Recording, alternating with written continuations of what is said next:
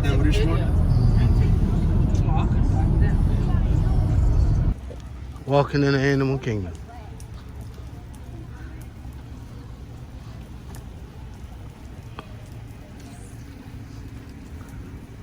I didn't even record. Now I'm recording.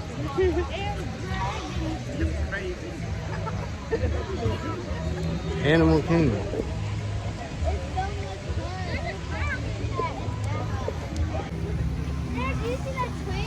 I can't get it right.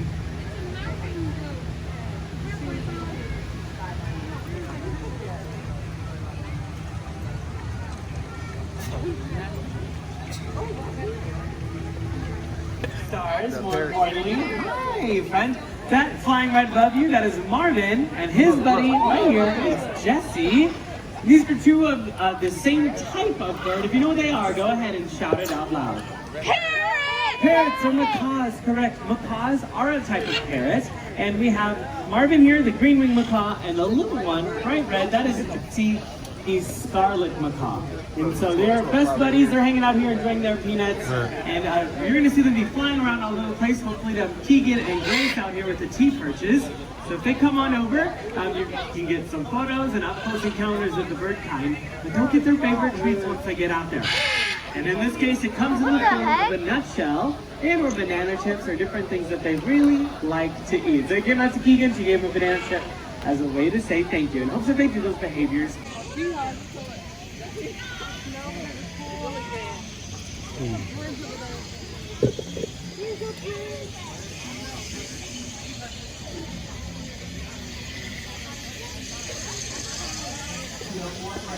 Touch it. Oh, yeah, touch it. Yeah, see? Yeah, touch it. I didn't touch it. You touch it, it glows. Laying down off on the right side. Wildebeest take part in one of the world's largest migratory herds, so it's always good to see them back on the reserve like this. They're also known as the Gnu, spelled G-N-U, because of the way they sound when they vocalize.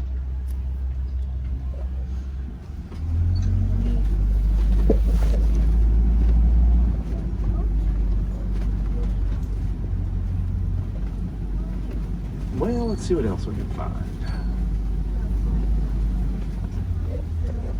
It's going to be back and left now, folks.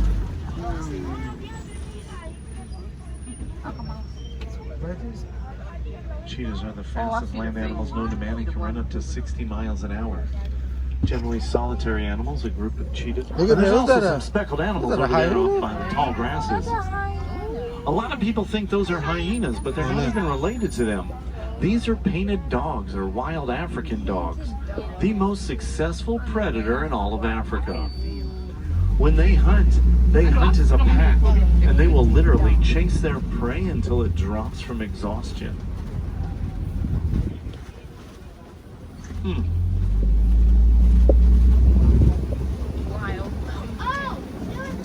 Left side also has a couple of sable antelope laying down. The darker one will be the most dominant.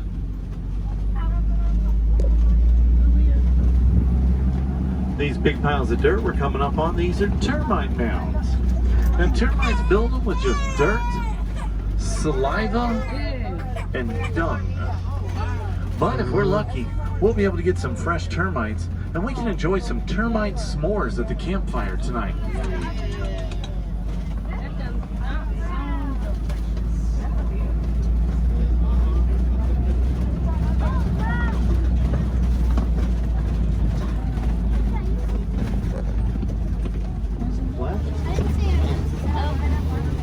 Now, a baby elephant, when it is born, it's only going to weigh about 250 to 300 pounds. Only. And that's after a 22-month pregnancy. I hear a lot of comments like that for some reason with that fact.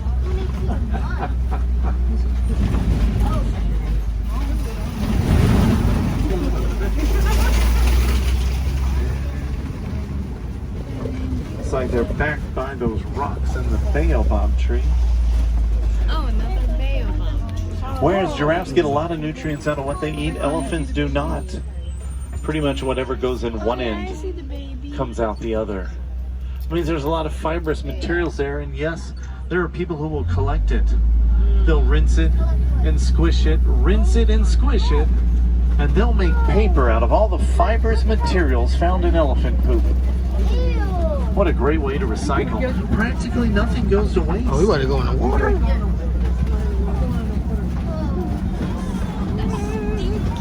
Galea.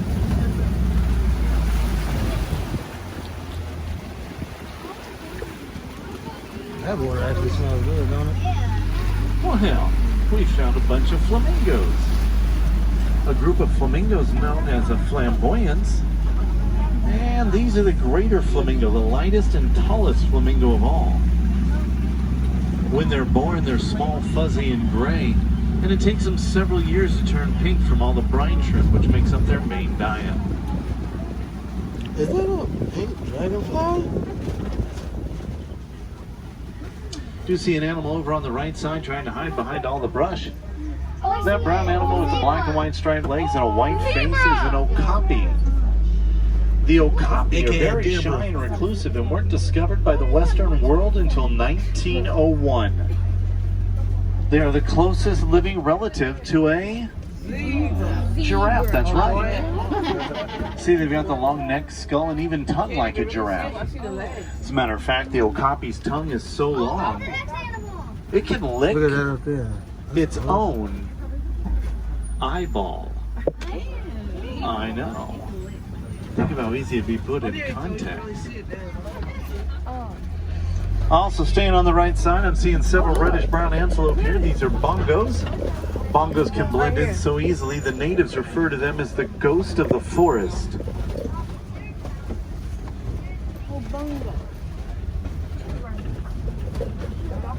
Oh my. Keep an eye on the left. Look what's up on the ridge. That's a rhinoceros. Rhino. That's a black rhino up there, weighing in at around 3,000 pounds. Sadly, there's less than 5,000 left in the wild, and that's because poachers are killing them off just for their horns. Yes, some cultures still believe rhino horn to be medicinal and can cure everything from a headache to cancer, but studies have proven otherwise. Then again, some people don't believe in scientifically researched studies. Right here behind the bushes is a tan antelope. There's another one ahead of us. These are the greater kudu, second tallest antelope we'll find on the reserve. Now both of these kudu I've seen, they're ladies. Here's a third one, also a lady. See, among kudu, only the boys have horns. And there's a great look at that rhino's backside. You see that?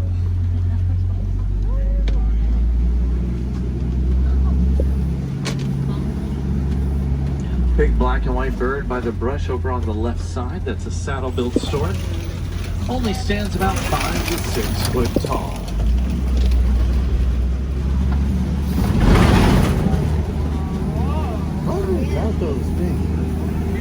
Well, let's head on down to the Safi River.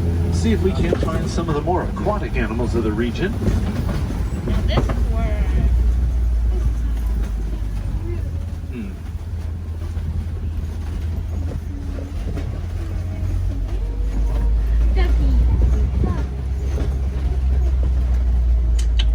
Well, oh, there's a hippo on the left. Just ducked its head underwater. Hippo. Oh, You can see its back above the breaking surface of the water. The hippopotamus. Hippos weigh about 5,000 pounds.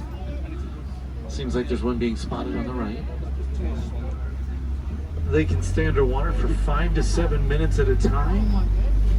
And to mark their territory, all they do is, well, back up to something, flap their tail, and poop. Big white bird here on the island. Those are pink-backed pelicans. Pink-back pelican. And folks, here's another hippo underwater, going to be on our left, Right here. obviously. Damn. When they want to go from point A to point B, well, they don't swim like you might think. They'll actually sink to the bottom of the river, and as you can see, they walk to where they want to go. Hence their nickname, the river horse. That's crazy. Easy go underwater and walk. The river horse. baby hippo on the island there. Baby! Oh, how Baby cute. hippo!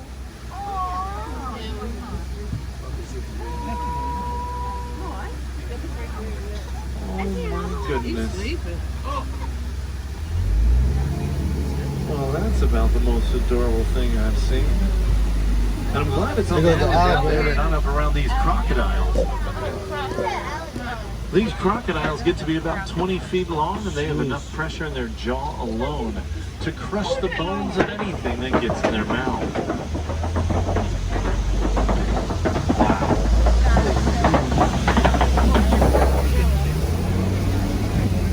If I have any wilderness explorers on board, you'll need to know the name of the truck you're on to get your safari badge.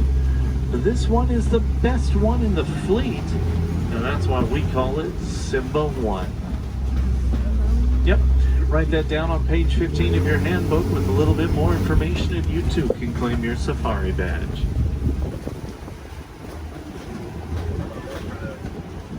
On the right side, that is a baobab tree.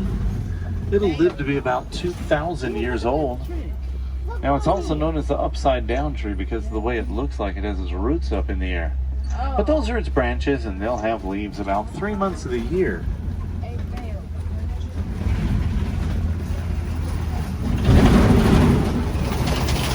And now we begin our descent into the African grasslands. They stretch for hundreds of miles in East Africa and are like a superhighway for millions of migrating.